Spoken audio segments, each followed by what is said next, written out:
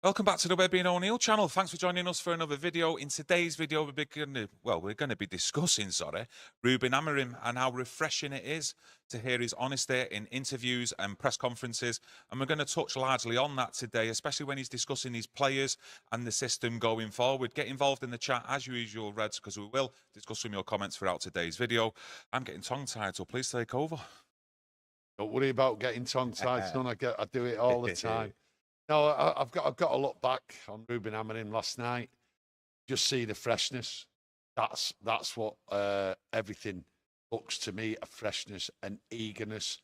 Not seen that for a while.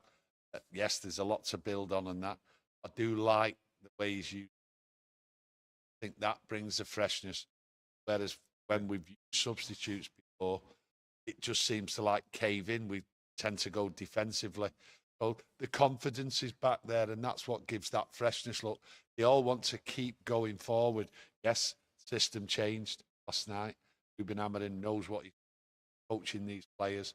When they need to defend, the system will change. You seem to be wanting to go on the attack all the time. Yeah, I'd just like to thank you all getting involved already in the chat. Craig, Paul, Winning 11, Derek, Marcus, and plenty more joining us as well, including Ada. But going back onto last night as well, and I don't think it was a big thing considered. Well, it wasn't a big point that was made out there from other platforms and the media that are seen. But I thought the second half, his use of the substitutions, especially with the players that only just come back from injury, being able to rotate them as well at the right times. Yeah, he's talked about the rotation, and part of the rotation is bringing players on, and it's for fitness. So his use of substitutes isn't just for a tactical reason. He's using it for players' fitness, which is good. And we've said it's experimental time, and he has to manage the fitness. Fitness has been a big problem at United, players breaking down and all that. So he's not just using it as a tactical situation. He's also using it to bring players on for fitness. And there has been a lot of injuries there. I counted last night. I thought it was 5. There was actually 6 players on that pitch over the 90 minutes who have had major injury problems. And Martinez, for instance, he's recently been injured. He was out there. Shaw, to name just a few. Mason Mount, for instance. There is players there, what he is working on their fitness. Touched on Højlund last night. Yes. I had a good game, got on the score sheet. Did mention that he needs to improve, though, as well. Setting that challenge, trying to keep the standards high, about him having too many touches on the ball, but, also coming out and saying he will improve on that. Now, under Erik ten Hag, to come out with things like that, people usually used to come out in uproar. He can't say that. He can't come out publicly and say it. But is it a case of it's not what you say, it's how you say things? Well, I was saying a lot of things, isn't it? Yeah, cool, calm, relaxed, always got a smile on his face. Yeah. And he seems approachable from a player's point of view as well. Yeah, but he's not hyping it up neither. He's coming it from a practical point of view. He knows these players need a lot of work on. He talks about Højlund there. Højlund has weaknesses, holding the ball up, not releasing it when he should, losing the ball. He praises players. He praised Højlund, but he also pointed out his weaknesses and how it needs to be worked on. And that's what he's going to get down to with these players. Højlund isn't the finished article. He's up there, big, strong lad, gets stuck in, runs around a lot, wants to be in the penalty box. But the thing is, he has to bring the other teammates in. And we have criticised, lots of users out there have been criticising how Højlund, when the ball comes from him, it doesn't stick. That's something which is a major weakness for him. But he spotted it. And he's talking about it. Not going to go overboard. Not going to go overboard. Because he knows this is early days. And players, yes, they can try and fade away. I'm here to work on Højlund and every other player as well. Yeah, he did actually say a little snippet there. He says he has to improve more. He takes too many touches when he holds onto the ball. Connected in the transitions very well. He was aggressive in the box. The goals, he is a quality player. But we've also seen him come out and demand more of the likes of Bruno after the Ipswich game, saying he needs to up his goal tally. Also mentioned the likes of Ahmad as well in certain positions in the attacking areas. Also Marcus Rashford. Well, I think the way United are set up and the way he wants them to play, and you've seen last night lots of attacking options. Malaysia, for instance, I thought the positions he was getting in, half time he was brought off, but the positions he was getting in, space he was getting. Now, will that work in the Premier League? I'm not too sure, but at the moment, when you see Malacia, he seems suited to it. The opportunities are going to come. That's what he's doing now. He's telling these players, when there's an opportunity, get the ball in the net, but I want it from everybody. And he's putting it on him, and quite rightly so, to be honest. Yeah, I'm going to discuss later on in the video some stuff that he said today about training with the players to do with footage and the practical work. Also a couple of other things. But in the chat there, Fortune Affiliate says he's watching from Nigeria. This is the best sports channel on YouTube. Well done, guys. Always keeping it real. I love them kind words, mate. It's much appreciated. And every single one of you's out there who continue to support the channel. Thank you. And spread the word. AD says the team, our man management, was excellent last night. Also, the rotation of the system 3 times in a match. And it's something you touched on last night, I think. Yeah, because what it is, when you look at that sideline, when he was talking to players, there was coaches running around. Now, do you remember Steve McLaren running around on the sideline? He used to just sit there. Now he's the coach. He was a coach under Fergie. He's been a manager here and abroad. He was just used to sit there like many of the other coaches while Ten Hag stood there. He's having none of it. He's getting it into him. He's smashing his fists. He's getting players' finger at him, and he's telling them. And we've not seen that. These players are under no illusion what's going on. You're getting it on the sideline before you go on there. You better do the job. And Amorim, he's just running riot inside this club, changing the attitudes, and he's making these players wake up. I think it's great, to be honest. Yeah. Fred, Daz, and Bruno in the chat, thanks for joining us and getting your opinions in. Thank you. Now, he did, like I say, touch on in his press conference about the training methods he's currently using, and he was mentioning about videos that normally the players would watch, but he was mentioning, like, after 12 minutes, the players would normally switch off. So he's focusing a lot more on, like, the practical side of things, getting players out on the pitch, working with the coaches. That's what he's here for, working on it. You can give them all the information you want, sit them there and all that, and listen, they're getting bored, these players, right? So he's changing it up because he knows that watching all that for 90 minutes in the game and someone stopping it and pointing it out is boring. It's not getting through to him, and it hasn't got through to him. He wants them out there. He's brought a team of coaches completely different than what's gone on previously. And probably by the looks of these players, they're actually enjoying it. Players want to be out there training, playing. Sometimes I've heard players turn around and say the training's harder than the games, but that's only when you're a good side. And these players have got to get to that. So the work has to be done on the training ground. And that's what we've got here. We've got a coach. Yes, he's a manager, but he's mainly a coach, and he's brought a coaching team. But once, well, they're doing individual works as well as group works and all that. And that's what you expect. That's what you demand, really. These players need to be coached because they haven't been coached proper for years. And I don't just mean under Erik ten Hag. I mean under previous managers as well. They've been able to do what they want, sit there for 90 minutes, just watch a video as though they're interested when we know they're not. Yeah, I don't know if it happened under Erik ten Hag with the coaches, like doing certain sessions with just, let's say, the strikers, just with the midfielders and the defenders as well, or whether it was all just done as one unit at one starting 11. But, you know, with the way he goes through it and he talks about it, you know, do you enjoy doing that if you were on the training pitch? He's got a clear understanding. Yeah. You know, if we're understanding what he's saying and we can see his vision and everything, if you're a player stood there and you've sort of like not been bored, but you've sort of been drained about the daily routine, what's been going on and on and on for a long time, and then you suddenly listen to someone, right, who's interested, because we're listening, and he is interested, and he knows what he's talking about, and he gives you the confidence, and he enthuses these players. He's enthusing us. Yeah. So the same thing is with the players. So they will get on doing what they're supposed to be doing, right, with the confidence, because they've got a manager coach who knows what he's doing and is bringing new ideas to him. And that's what you have to do. Fergie used to do it. Yeah. He used to change the teams up. Suddenly, players are being sold, and you think, God, what are we going to do now? He's this, he's that. We shouldn't be getting rid of him. And then he just changes it round. That's what this manager will do. And these players are responding to it.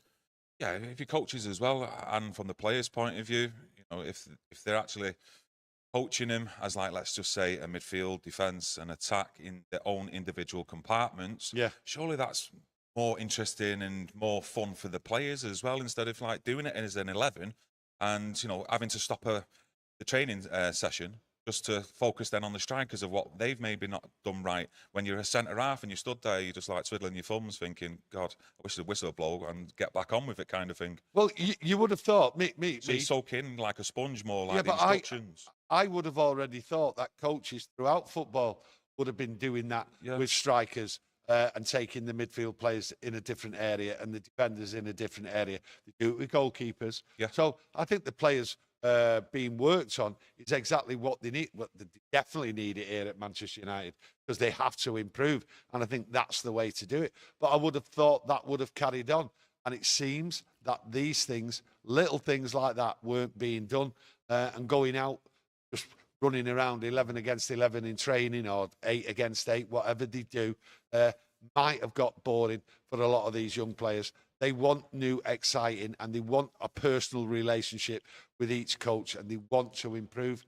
So maybe things are absolutely changing for the best, and the old guard, everything what was being done has gone away, and the confidence will come back. When you're being worked on in an individual capacity, right, and you're actually improving because the person who's dealing with you, then your confidence goes up, and actually you want more of it. You want more training, and then you really want to get out there on the pitch on a game day. Not just about, I know he's talked obviously a lot about rotation, you know, the players getting used to the system, and he thinks that will benefit, you know, with the rotation in training and in games. But this is also an audition for players long term for their futures at the football club as well.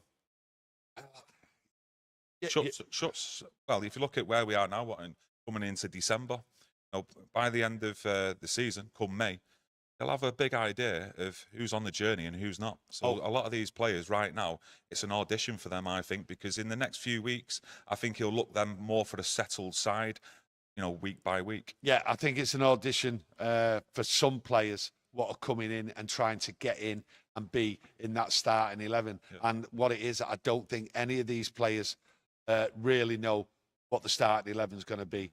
So it's called work rate, get in there, get your head down, and the players are going to look forward to it.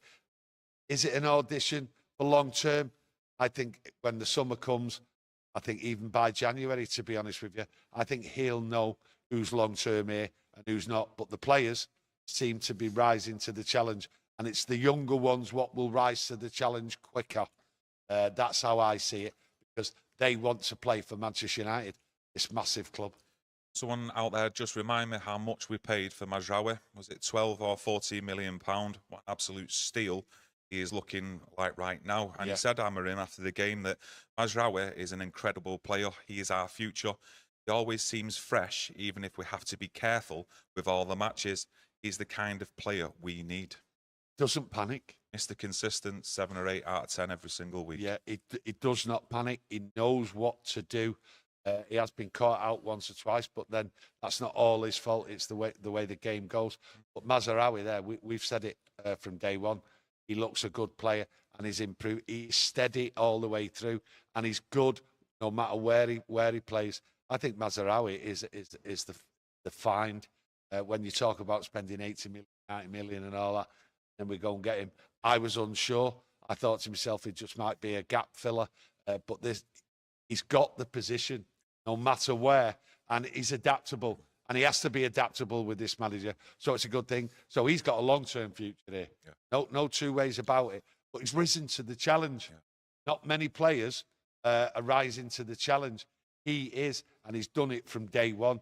And I'm never going to argue about this player because what he's doing, what he's cost, and the doubt what was in a lot of people about him, I think he's just changed everyone's mind. And Amorim can see that. I think Mazraoui's got a future here as well, instead of Mazraoui. Yeah, I thought we'd agreed on Mazza, but Mazraoui, I said Amorim's got a future here. I meant Mazraoui's got. Let's hope so. Yeah, started off well. Yeah, Mazraoui's got a future here, and he might be one of these players where you get other players turning around to see him as like a leader on the pitch. And I've said it before, you don't need one leader on the pitch. you need at least 4 leaders on the pitch. Thought great bit of play, positional sense as well, to get cut out the ball for Hoyland's goal with that cross.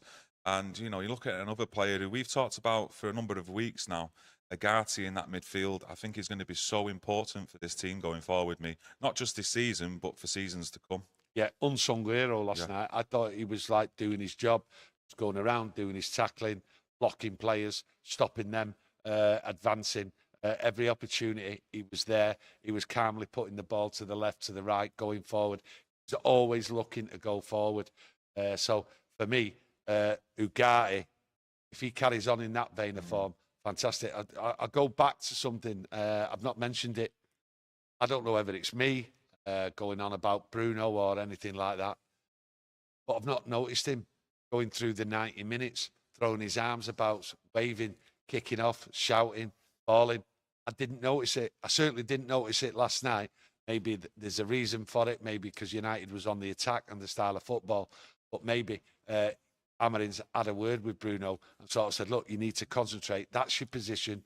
Do this, do that. Don't go running around all over the place, and stop this because you need to concentrate. And he has talked about players not just concentrating for X amount of minutes in the game. They need to concentrate right throughout the game. And I think Bruno, if anything's to go by, but touch wood, anything to go by, looking at last night, I think Bruno here might have been told a few things, and a few home truths, and he is adapting. But based on one game, let's hope going forward, it has been curbed. Is what do you call it? He was showing signs theatrics. Petulance sometimes, though. No, not sometimes. A lot of times. But just diving into the chat, Fred Grantham has gifted 5 memberships. Top man. Absolute legend. So the 5 people who've been gifted their memberships, say a big thank you to Fred. And talking about Bruno Fernandes there, a player who I mentioned at least a couple of weeks ago, who I think will have an important role in this team and this starting 11 in particular, if he stays off that injury table, and that's Mason Mount. I think he's perfect for the system that Ruben Amorim wants to play me. Well, especially in that midfield area where we do need players who are mobile and energetic to get up and down the pitch. The interesting thing about Mason Mount, when he mentioned Mason Mount, Ruben Amorim, is the high intensity, what he brought to that team. 60 minutes he played, and he talks highly of him. Obviously, the injury, what he's had, he did say, look, let's hope that they don't occur. But he wants it, he said. He's working hard, and he wants it. And the high intensity is exactly what's needed in this team. I think you're going to see Mason Mount be pivotal in this system and in this team going forward if he doesn't get injured. No, of course, he also mentioned Rasmus Højlund as well with the intensity, and it was clear to see, specifically from them 2 players last night. And do you think, under, like, let's say Erik ten Hag and other players, we've always mentioned about the press and how easy it was for the opposition to get round Manchester United's front 4. But you feel like with this coach, he will coach it into him, where the instructions that he's going to be giving the players, they will take it on board. And it's not just going to be players just running around like headless chickens. There will be an art to pressing, which there is. But it's like the players will be able to take this on board. I have the confidence in that. Yeah, there's an art to pressing. And what they've picked up is also in the game, there's an art to defend as well. So they can change. Yeah. So they quickly pick that up. Are these players good enough to go forward and challenge, get a cup, win the league or anything like that? No, certainly not. Maybe they'll be in the fight for a cup. I'm hoping that come January, we'll be in a great position for that Europa League. I think there's a possibility there, and Amorim might go for that. I think we'll be in the top half without a doubt, especially after last night's win. 2 away games, 1 home game. I think we're there to qualify. So there is a chance for a cup competition, but it's going to take time. This bunch of players aren't good enough as it is. There has to be players brought in. There is quite a few. I mean, I could name 7 players now, which I don't think will be part of Ruben Amorim's future come the summer. Now, whether we're able to get rid of him, completely different thing. We know these contracts. We know what these players are on. Who's going to buy these players? Who's even going to take these players on the high wages and that? But there will be change. But I do see that half that team there well, half that squad there will be slowly got rid of over the next 18 months. It has to be. He has to bring in different players, has to bring in quality players to fit the way Ruben Amorim wants to play. People out there with a more extensive football knowledge than me might be able to tell me, especially about Amorim's time at Sporting Lisbon. But I'm looking at the wing backs, especially in the last 2 games. And on the left-hand side and the right-hand side, do you think when he finds a consistent starting 11, we'll see a natural left footer on the left-hand side and a natural right footer on the right-hand side? Well, that's what you would expect. And I don't think there's any guarantee of anyone playing that role at the moment. I don't think there's anyone. Well, we've certainly not seen anyone play that role. Malacia looked good. He was getting the space in that. But, yes, the opposition wasn't the greatest opposition. You know, we're a very well-organised team, though, yes. And it shows you what an organised team can do to you, especially when they're energetic and mobile like they were last night, especially in that first half. Faded a little bit, I thought, second half, but Manchester United still kept up the intensity. Yeah, but the quality of good teams in the Premier League are there for 90 minutes. Okay, so it's all about, like, experimenting, and that's what we're going to see. I don't see a natural left or a right-sided player there playing that wing-back role at the moment. And I think there's lots of options, and he's going to be using different players. I thought it was really good that he gave Malacia the start to play there, because once his fitness is there, which will be, I think it'll take a while. You know, you're talking 16 months out of football. I think it'll take a while. I think he could fit into that role, no problem.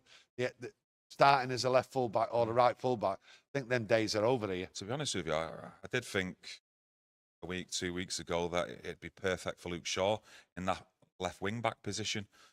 I actually think Luke Shaw's going to play on that left-sided defence, and it's going to be him and Martinez battling that position out. And it's just a case of, you know, it's all about opinions out there as football fans of who you prefer to start in that left-back spot.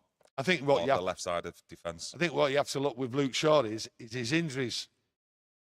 Is his fitness, is his body capable of playing that role on a left wing back, getting up there, getting behind defenders, bombing back and all that? No, I don't think Luke Shaw would be able to sustain 90 minutes of that football. I've seen him at centre half. I've seen him in the position last night. He knows what he's doing. He knows how to control the ball. So the position what him and Martinez takes up, right, that for me will be the longevity of Luke Shaw. I think the days of Luke Shaw playing out on the left and having to run past players like Rashford and then run behind defenders and then receive the ball, get in a cross, run back and all that, I think that's over. And I think quite rightly, I don't think Luke Shaw's body can take a consistent 90 minutes of up and down, up and down.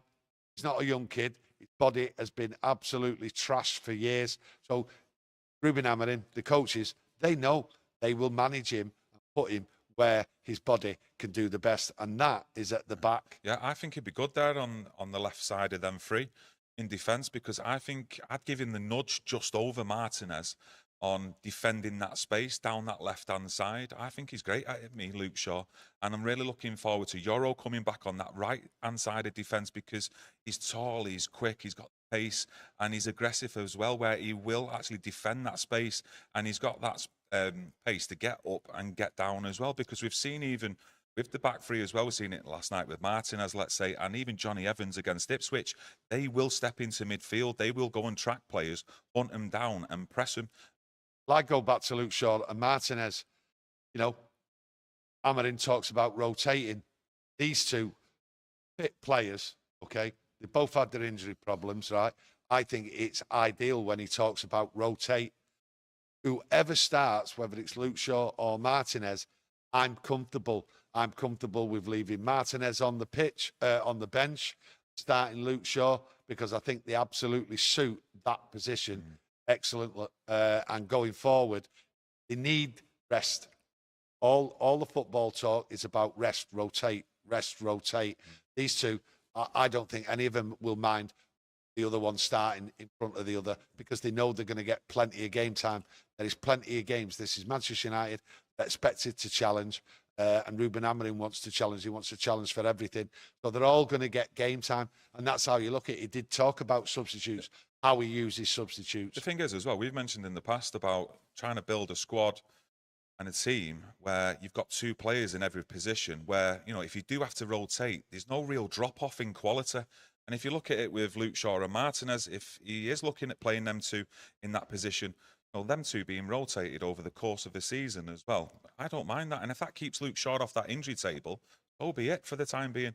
Then let's assess it in the summertime if we do need to bring someone else in. Yeah. Short term, you know, it's looking good for Luke Shaw and Martinez in that position, but it's down to rotation. And I just look going forward now. Big changes. There's going to be big changes. I think we've just got to enjoy what we've got here now. And when you talk about a good team, listen, good teams win things when they've got competition behind them, okay? When there's a competition for every place, left back, right back, centre half and everything. And I think that's what, once you've got that in this squad, which will take time because we've got to bring players in, right? Then we can go for it. The position we're in now with the squad and the capabilities of some of these players, and obviously the doubt about some of these players being able to play football because of the body won't take it. We have to wait. That's when we see 2 players in every position, then you're going to see a winning side, and not until then. A couple of people doing my job in the chat, telling everyone to smash that like button, help support the channel. Thank you. It's much appreciated, and reminding me, Jam United said we shouldn't be thinking about Luke Shaw. His priorities aren't with United. I think he means with the national team, what you've seen over the last 2 to 3 years. You've got a little bit of a smile on your face. A couple of people in the chat are also saying it's a good point from Jam United, as well.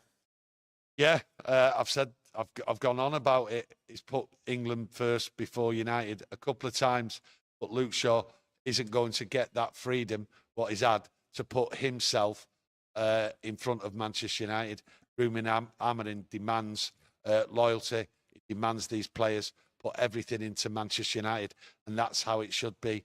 The suits behind the scenes, they've got to change their attitude.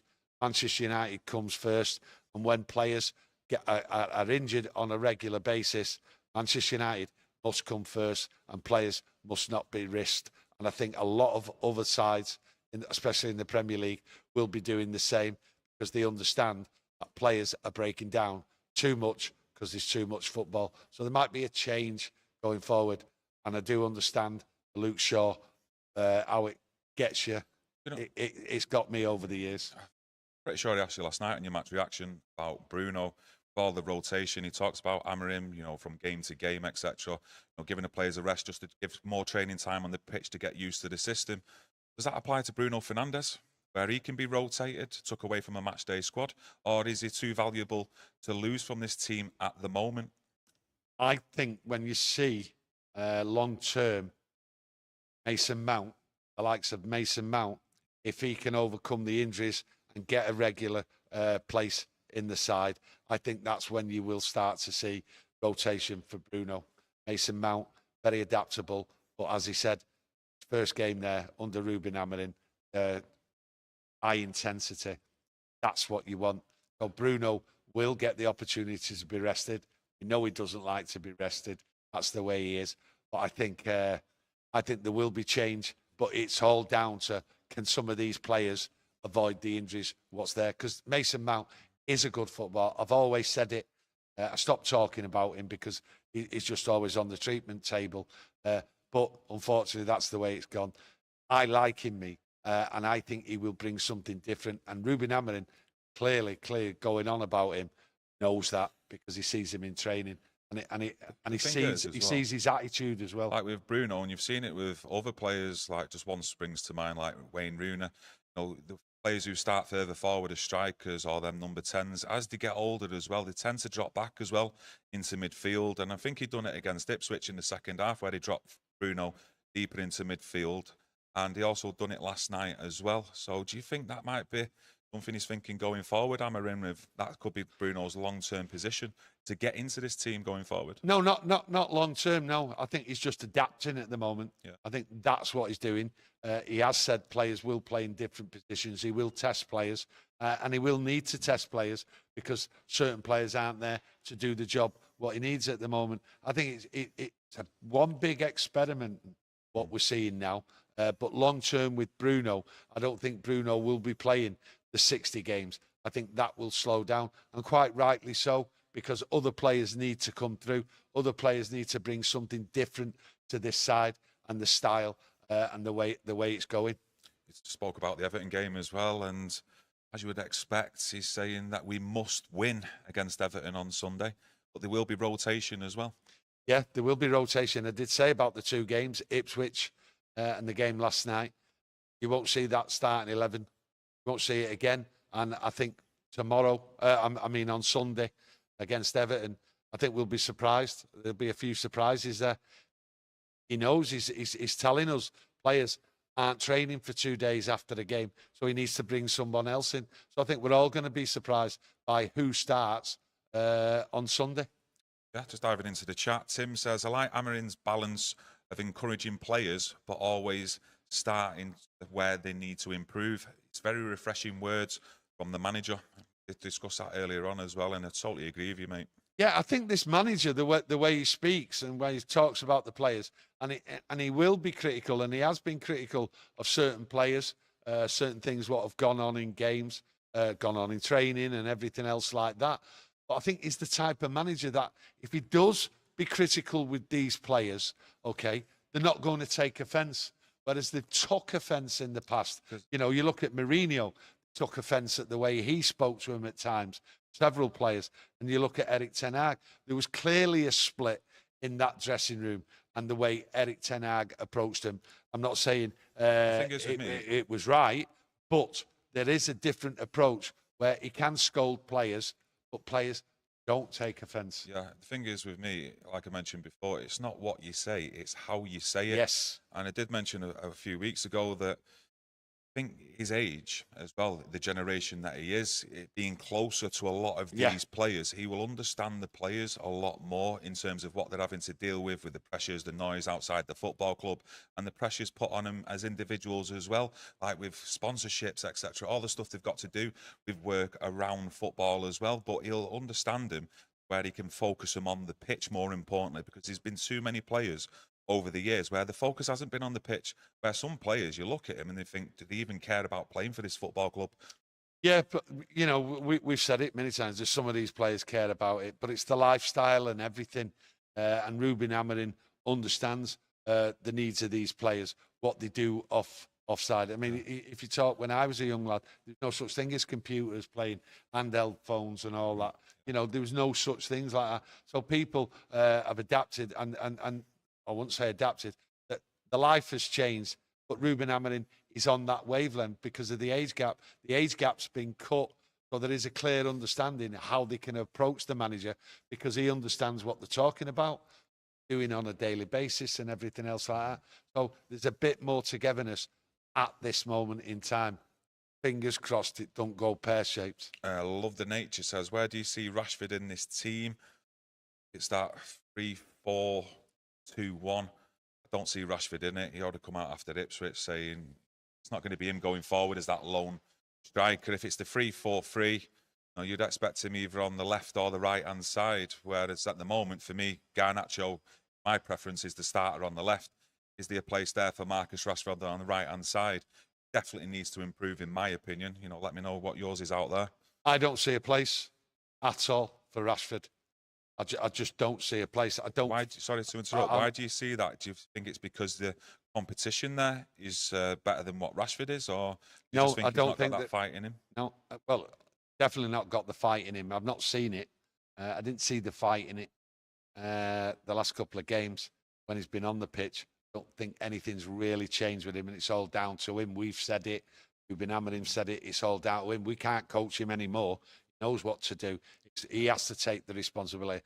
But from a footballing point of view and these tactics and the players, what we've actually got, what want these places, I don't see a place for Rashford going forward. He has to have a fundamental change of attitude and to take on the responsibility of what this team needs and what he's got to do. And to be honest with you, I don't think Ruben Amorim will be playing welfare officer to Marcus Rashford for much longer. And quite right, he's had every opportunity, he's had everyone bending over backwards for him, and the reality of Marcus Rashford, this is all down to him. So a couple of more games, we'll have rotation. That's what's going to go on. Fresh legs and all that. Marcus Rashford will have fresh legs. There's no excuses here, and I think he's got it all to do. And I think by the time Christmas comes, if we've not seen Marcus Rashford take responsibility, he won't be in this team, because I don't think his style of football, the way he plays it, will fit going into this side. I think other players will take over that role. I think with Amorim especially, doesn't want just goals or assists from the front three, front four. He wants them to put in a shift. Keeps talking about high intensity, and that's one of the main things he expects from all the players, and that's something that he's just going to have to get used to, just like the rest of the players. And if they don't do it, they can't adapt, or they don't want to follow the instructions, no matter what the name is, who they are off the pitch, Hollywood or what. You're out the team, and that's the idea, the feeling that I get when this manager speaks. But Marcus from our members club says, you think Xerxes will start on Sunday against Everton? There's a possibility. Yeah. There's a possibility, because Højlund will want a rest. That's how he looks at it. 2 days without training after the game. That's what he's been talking about. Xerxes might start. This is what I'm saying to you. Everything, each game at the moment, and looking forward to the next few games, you're going to see a team, and you'll think, I never expected that. Yeah. And that's how every player is going to be given game time. And quite rightly so. He has to assess this team, and regardless of Xerxes, poor form, we know that his confidence is low. You've just got to hope that he turns it round. But the only way to turn it round is give him the opportunities, and that's what Ruben Amorim is going to give every player. Yeah. So you out there, us sat here, we're going to have a clear view of he's not doing it, he's not good enough, he won't be in the team. Yeah. Ruben Amorim, by the time the new year comes, we'll have a nice unit of players where he says, I can trust you to do the job I ask. And there's players there what will fall by the wayside. And we know who some of them players are. Some have got the legs, some have got, some haven't. So at the end of the day, it's all about experimenting. And having Xerxes on the pitch, so be it. Style, the way the people run, the intensity, might suit him. You just don't know at the moment. And you've got to hope that it does. Yeah. You've got to hope it does. He's a Manchester United player. And at the moment, he's going through a tough time. Yeah, got to back him. Fortunate Affiliate says he sees Xerxes starting on Sunday. I think I'm leaning more towards that as well. Derek Amorim demands high work rate, and it's as simple as that. And I must thank every single one of you for joining us today in the live chat. Get your opinions in as well in the comments section below this video. Please leave a like on the video as well. It does help support the channel and today's video. And as ever, you know it's much appreciated. We'll be back tomorrow with a match preview. Looking forward to Manchester United versus Everton. So get that notification. The toughies. It is indeed. I'm expecting a 3-1 win. What are you going with? I'm not telling you till you watch the video. Right, okay. That's actually a good one, actually. To make sure people come and watch the video. No. I'm saying that because right. you're I know you're going to change that after me and you have had a discussion. Well, here's one. Come and join us tomorrow, and let's see if we change my 3-1 score prediction or not. But yeah, as usual, it's much appreciated. Everyone joining us, interacting with us. We'll see you tomorrow for the match preview. Take care, everyone, and enjoy your Friday. We'll see you again soon. Thank you. Thank you.